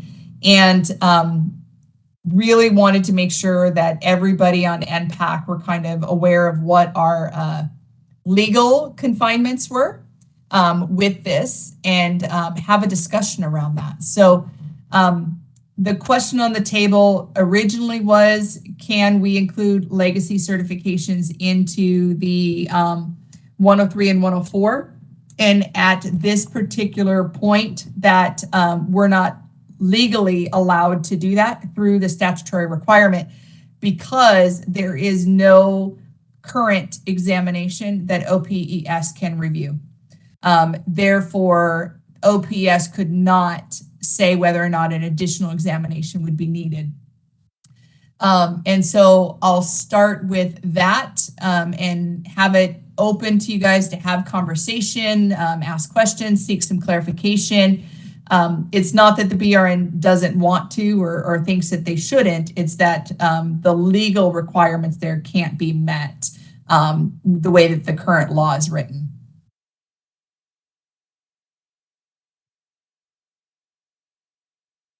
I have a comment. Yes. So does that mean that absolutely we're precluded at this point from allowing legacy NP certification to move forward with the 103 without a change in the law? Correct. Because I mean, I would hope at some point that we would allow them, as long as they maintain, their legacy certification in good standing with the organizations that gave them those, that I would hope that we would be able to allow them to move forward with 103 and 104. Thinking about what would happen if one of our certifications got retired, And then what is going to happen? Because inevitably something is going to get retired and someone will already have been a 103 or a 104. And then what do you do? All of those are great comments and absolutely something to consider. If you have a moment, I would have you go and read the APR and consensus model that was put out nationally. And again, the licensing recommendation is specific to the national certification, in the population focus. They have a pre-alignment and a post-alignment. That pre-alignment, of course, was the legacy or retired certifications. The post-alignment is the national certification. Additionally, we know that in the future, there are going to be multiple changes that come down through advanced practice registered nursing. Currently, state to state, there are different education requirements, different licensing requirements, different certification requirements, different scope of practice requirements. And what we kind of in the nursing world see happening is that becoming more of an alignment where people want that independent practice. Well, in order to get independent practice, you have to have a licensing process that's kind of accepted by all, so that you have that ability to know what is expected, because a lot of your guys' practice, it doesn't necessarily cross state lines, but it does across work with other areas that cross state lines. So I'll clarify more on that. Your DEA license, right? That's a national license. And so DEA has specific requirements for everybody that utilizes a DEA license. Insurance companies are national, not necessarily just state-based, and they have national requirements. Your nurse practitioner education now has a national requirement, and that is done through NOMP. One of those requirements that is going to be happening, they project to be happening in 2025, is a requirement that everybody be a DNP or higher. Does that allow for people that do not have a DNP to continue to practice? Typically it does, but it may preclude them from being able to practice independently. We just don't know what future law entails. So when you're looking at elevating the profession to an independent practice standpoint across the nation, not just state specific, there will be choices, difficult choices made at a national level that says only these will progress forward. And so just in our bill that became law, I could speak to as the 104, it says you must have a master's degree. That absolutely excluded most people educated prior to 2008, because prior to 2008, there was no requirement in California law to have a master's degree in order to become a nurse practitioner. So those are things that even in our current law precludes people that became a nurse practitioner prior to that to be able to come forward into independent practice. So there are going to be nuances that we're going to have to deal with, and we're going to have to discuss and open up. And then we will look at which one of the things that are the law did, speaking back on that education law where it says after 2008 you must have a master's degree, is they allowed people to stay licensed that were already licensed without a master's degree. We didn't revoke it. And that's exactly what's happening here with the formation of the 103 and the 104, is you're required to have a master's degree. It doesn't mean that the nurse practitioners that are practicing that never had a master's degree because they were educated prior to 2008 are going to stop being a nurse practitioner. No, they're just going to be limited to practicing under standardized procedures with physician supervision. So once we see kind of these education trends, these changes kind of moving to progress this profession to a more independent status, there will be people that won't meet those requirements, and we will not be able to include all of them. The one specifically I'm speaking about is without a master's degree because you were educated prior to 2008. Those will not be able to come into independent practice. That is also what's happening right here with these legacy certifications, these retired certifications. because there's no exam for OPES to look at to say, does this meet the requirements of independent practice, yes or no, or does a new exam need to be made?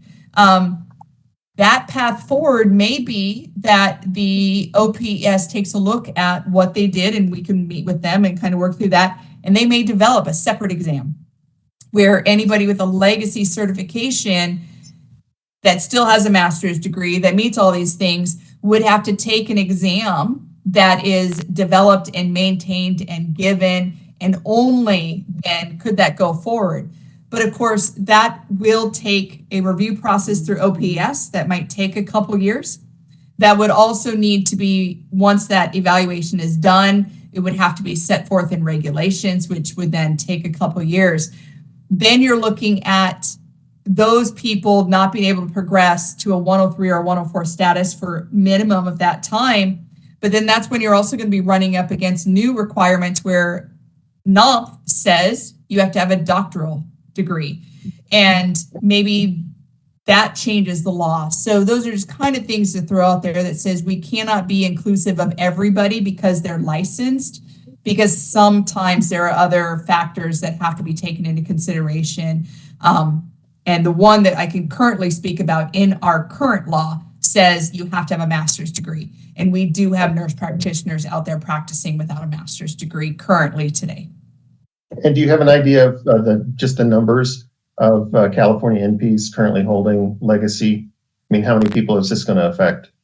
We do not have current numbers of that. So again, one of the outliers that California has been a part of is we are one of the 2 states in the entire nation that allows for nurse practitioners to be licensed without a national certification. We allow them to practice as an NP without national certification. All they have to do is graduate from one of our board-approved nurse practitioner programs. So even in that subset of nurse practitioners, they will not be able to move to a 103 until they get nationally certified and until that national certification is shared with our board and we update your status to include that and then move forward.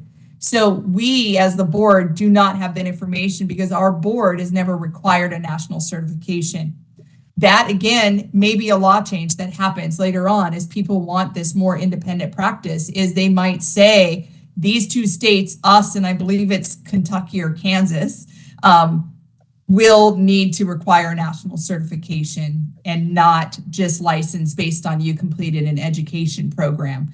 And so those are all things that are unknowns. We have no way to predict, but we can look to see again what the trends are. And when you look at the NOMF guidelines for education, they're saying a DNP is required. When you look at the APRN consensus model that says everybody should hold a national certification in a population focus, and they give those guidelines, it does tell you that that's kind of what the push is.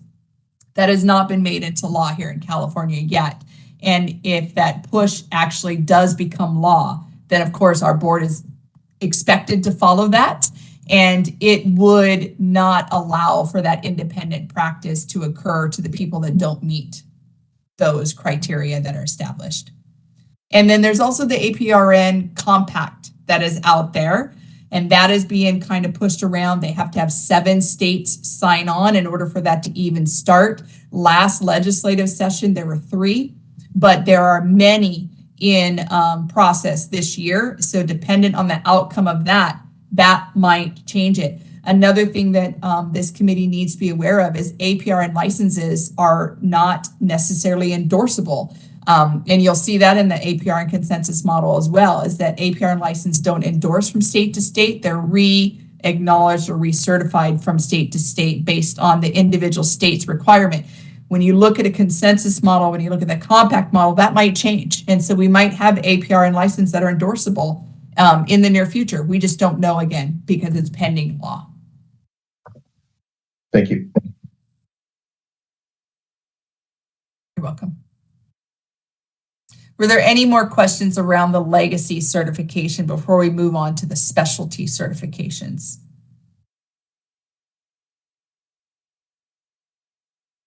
Okay, so the bottom of page 22, it talks about what a specialty certification is. And I'll read from there. It says NPs may specialize, but they cannot be licensed solely within a specialty area.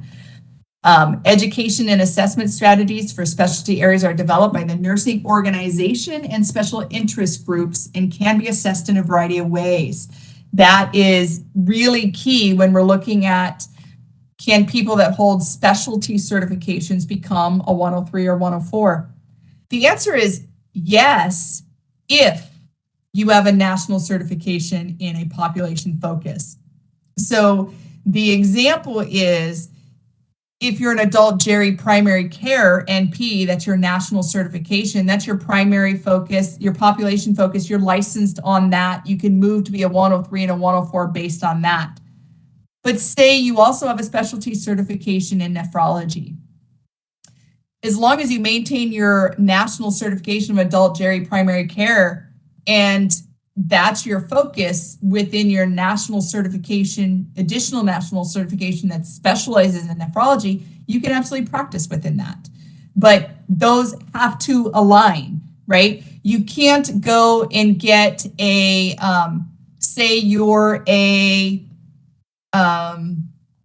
women's health gender-related nurse practitioner, and then you get a specialty certification in psychiatric mental health, some aspect of that, but not the national certification, the population focused. But say you're working with substance use disorder and you have a national certification that's been created in that specialty. Those don't line up unless you're only doing substance use disorder in women's health gender-related care. Does that make sense? Your population focus is the one that matters. Your specialty just shows that you have further education, further experience, further specialization, but it cannot be separate from your national certification. Anytime you drop your population focused national certification, your specialty certification is pretty much null and void when it comes to practice and licensure. So at that point, you would not be able to practice as a 103 or a 104 based on a specialty certification. You still have to maintain your national population focused certification that you were licensed under. So hopefully that kind of explains that, because the specialty certification one, if you read the APR and consensus model, says specialty certifications are not regulated by boards of nursing. So we don't regulate those at all. They're also cannot be licensed solely on a specialty certification. You have to be licensed on the population focus. You can get a separate specialty certification. And the national population focused national certification that is licensed on is required and goes through a lot of kind of review processes, including that national exam, that OPES reviewed, et cetera. These specialty certifications said that it's assessed in a variety of ways through the professional credentialing mechanisms with special interest groups, with nursing organizations. That could be utilizing portfolios, that could be utilizing examinations, could be utilizing a multitude of things, and that's not a consistent, replicable process that can be used to address multiple areas at one time. So hopefully that provides some additional information, and I'll open it up to questions, comments, concerns, and discussion around the specialty certifications.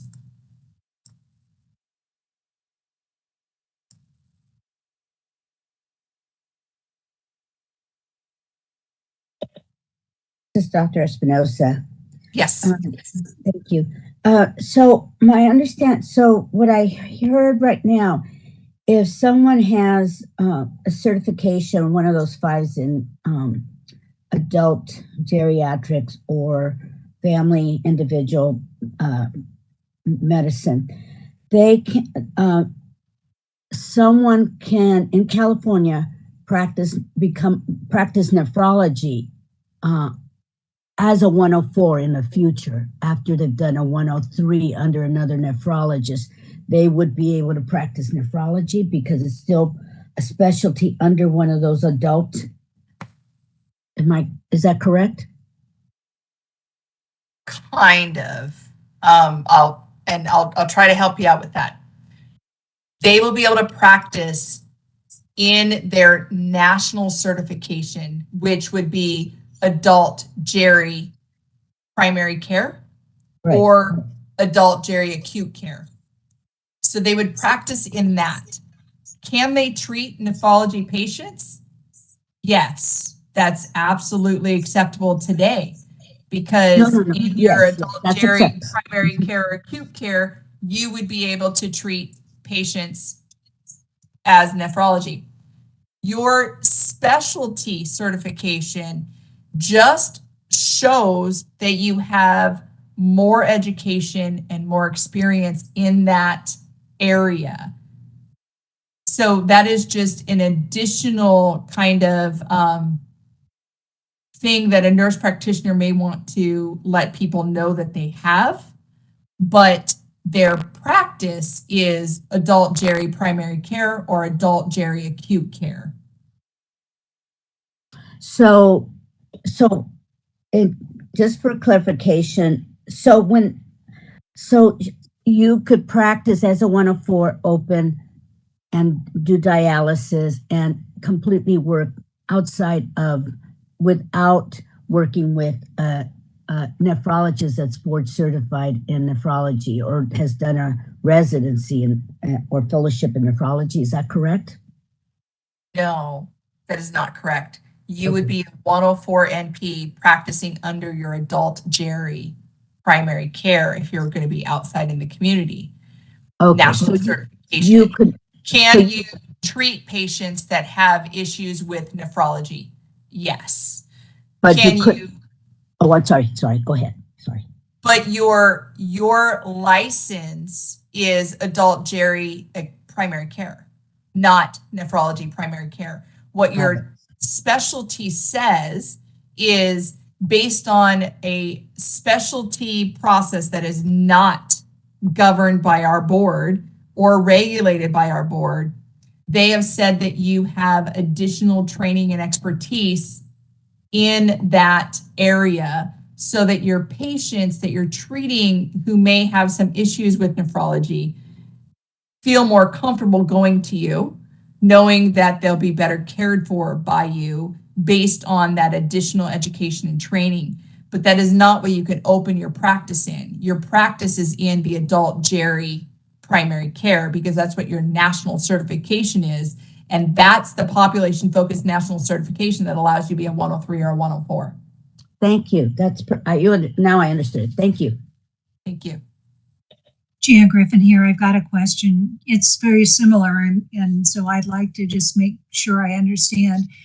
If you have a women's health national certification, you can hold yourself out as providing care to women. Correct. But if you have a specialization in dermatology, you can't hold yourself out as providing dermatological services, whether they're cosmetic or not. You could do those things in your practice, but you would have to hold out as being a women's health provider. How am I doing? You're doing really good. Whether you can do those in your practice would be something that we would have to look at on an individual basis, because you would have to, and I say we as a greater we, not the board, not you guys, but just kind of the population as a whole, and your business license and the physicians that you're referring to, et cetera, et cetera. So that becomes much more kind of complex. In women's health, gender related, that's what you're licensed to do as a 103 and a 104. Or maybe 3:30. Okay. Dr. Espinosa, are you able to mute?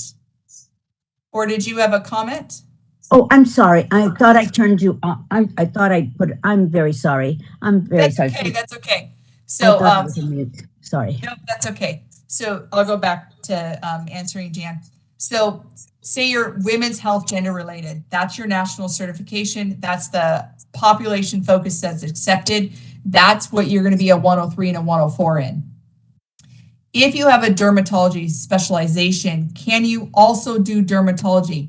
Yes, not as a 103 or a 104. You can do dermatology under the previous nurse practitioner standardized procedures with physician oversight. We're not limiting anybody's current practice. What this passage of this law does allows for specific instances that a nurse practitioner qualifies to expand their practice with not requiring standardized procedures. You can still practice as a dermatology NP if you want to under standardized procedures with your physician. Your pathway to independent practice is specific to your national certification that's population focused. Does that answer your question, Jan? Because I want to say, yes, you could do it, but there's different pathways for you to do it. Right. No, I got it completely. Thank you. Thank you. E.O. Melby, the time is 3:00. Yes. And so we will have to make a motion to continue the meeting, as we have not had public comment on this statement, on this agenda item yet. And we don't have to take an action. There's really no action that needs to be taken today. There's no, it was a robust discussion. Hopefully it provided a lot of information to people. And if you want to, at this point, we can go to public comment right now. Yeah, I think we need to go to public comment at this point in time, because I know that there's a great number of MPs that are currently affected by this. And I would like to, I'm sure, as my colleagues on the committee and yourself would like to hear feedback from the public as it relates to this subject. Just for myself, I'm interested in figuring out a solution to these legacy and retired nurse population focused providers, as a lot of these, specifically the adults, well, actually all of them provide care in the public, and the goal of AB 890 was to increase access. And so I definitely want to hear their feedback. So if it's okay with everyone, I would like to let the moderator open it up for public comment at this time, and hoping that everybody can stay on board as well and listen to the public comments if everyone's still available for perhaps another 30 minutes. The other good thing just to throw out there is, because there's no vote occurring, if we did have people that have to drop off, they absolutely can. So if you can stay on, please stay on. Okay, perfect. And with that, I'm going to hand it over to the moderator to open it up for public comment. Thank you. We will be opening for public comment now. I will be activating the question and answer feature. Please refer to the screen share for members of the public to see how they should type in their request for comment. I've activated the question and answer feature. Members of the public can indicate that they would like to make a comment by typing into the question box, "I would like to make a comment." Please remember, you will have 2 minutes to make your comments. I will not give a reminder as your time approaches. I do not want to interrupt you nor cause you to lose your train of thought. I will mute your microphone and inform you that your time has expired, and we'll move on to the next member of the public. I'll pause for a moment for members of the public to type in, "I would like to make a comment."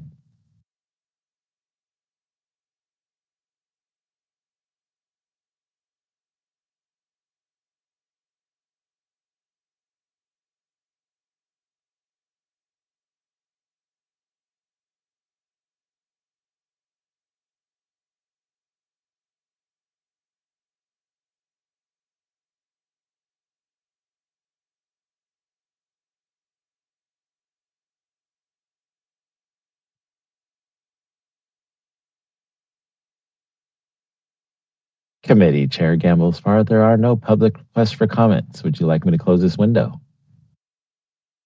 Yes, please. Thank you, moderator. So I did want to say just a couple of things, because I wanted to make sure that other people had an opportunity. I guess, like I said before we went to the break, to have public comment, I definitely, for myself, and I'm sure other people on this committee feel the same way, did not anticipate the problem with the legacy certifications. And I feel like, and E.O. Melby, perhaps you can speak to this just in the next couple of minutes that we have this discussion.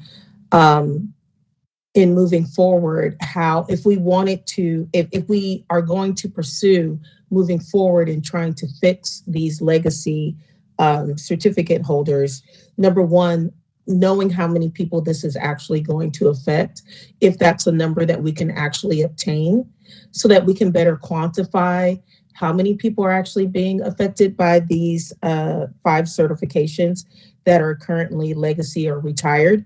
And then, as you previously said, I think you had mentioned that there would need to be a new bill, or how we could rectify that situation if it were affecting a large population of nurse practitioners that are increasing access to care.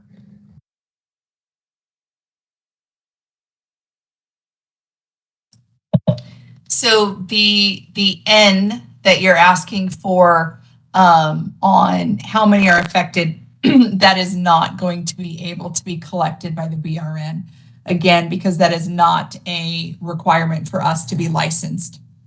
Additionally, as an example, I helped to walk through a person that had a legacy certification for application.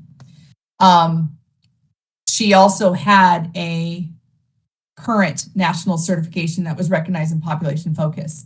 So she was able to progress as a 103 and a 104 under her family nurse practitioner national certification. She was not able to progress as a 103 under her acute care national certification. So even if we got the N of how many people have national certifications, what we more need to know is how many only have that legacy national certification and don't have an additional certification. And that is something I'm not sure that we'd be able to get some clean data on. And that data would have to be collected through your state organizations or national organizations, whatever you would go for obtaining that, to be able to have that. The wonderful thing with being an NP is that you are not limited with what your national certifications are. You have abilities to go back and get additional ones that are current, and that may be something that those nurse practitioners want to consider doing. Not required, again, by the BRN at all, but that may be a choice that they want to do if that independent 104 practice is ultimately something they want. Please, please, please understand, and this is what I've been saying to the healthcare facilities and such that we're meeting with, and other physicians and surgeons and other NPs and unions and such, is that know that the current nurse practitioner practice under standardized procedures and physician supervision maintains. So nobody is going to lose their job based on this additional pathway. And not everybody that is a nurse practitioner now, even if they have a national certification, will want to have that increased responsibility and increased liability as they increase their practice setting without that supervision. Not everybody's going to want to do that. Not everybody's going to want to switch jobs if, like what Dr. Espinosa said, they work in an area that doesn't meet those group setting requirements. They may not want to change that at this point. They may choose to in 5 or 10 years, but today they don't. So the one statement that you made, Sam, about Samantha, sorry, about expanding service is absolutely correct. And this pathway does expand service. We're not taking anything away. So all of the NPs that have those national certifications that are recognized do currently have an ability to expand their practice to provide that care in that population focus. And if they choose to pursue additional education pathways and additional national certifications, all they would have to do at that point is submit it to us. We would then go through that review process and approve them if everything is met, and go on into those additional specialty areas.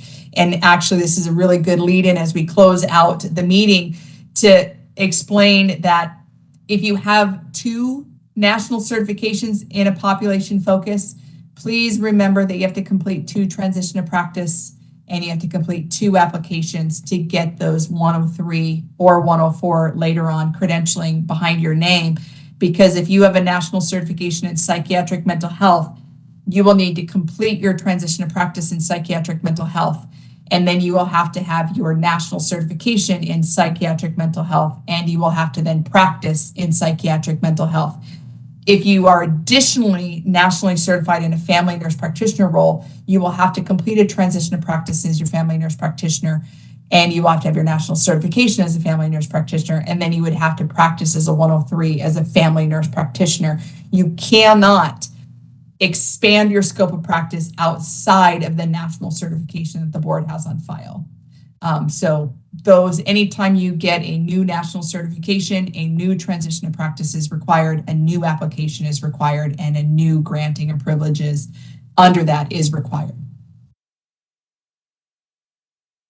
Thank you, EO Melby, for giving us all those updates and being so specific as it relates to guidelines and regulatory language. And thank you, Reza, always for your legal counsel, and Ms. Johnson for your input as well under our previous agenda item. Before we close, are there any additional comments from any of the committee members as it relates to before we close? I'm still thinking about subcommittees. Is there a plan for when we would start looking at the subcommittee issue and dividing things up? I guess that's my question. I think that that's something that we will need to establish as an agenda item to develop a subcommittee during our next meeting and come up with who would serve on that subcommittee as well. So that will need to be an agenda item coming up on one of our future meetings. And then if there's any additional agenda items as it relates to that, we can talk about that at that time as well. And then just real quick, Samantha, to put out there, if you guys are wanting something changed to be able to include these legacy certifications, a law needs to be changed. And so that will probably have to come through your outside organization or through us, and it would have to go through a bill writer, go through the legislative process to be there. But the way that is currently written, we do not have legal authority to add those in. So because of the requirement for OPS. So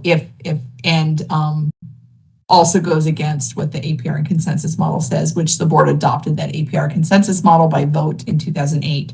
So those are just some things to kind of take into consideration. We are not trying to block you guys. We're trying to give you paths to get there. So understand that if that is something that is needed, there is going to be further work that needs to be done for the board to be able to implement that. Thank you, E.O. Melby.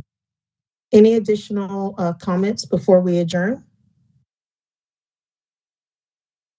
Well, the time is 3:13. As always, thank you guys for attending the Impact Committee, and I call this meeting adjourned. Have a great afternoon and the rest of your week.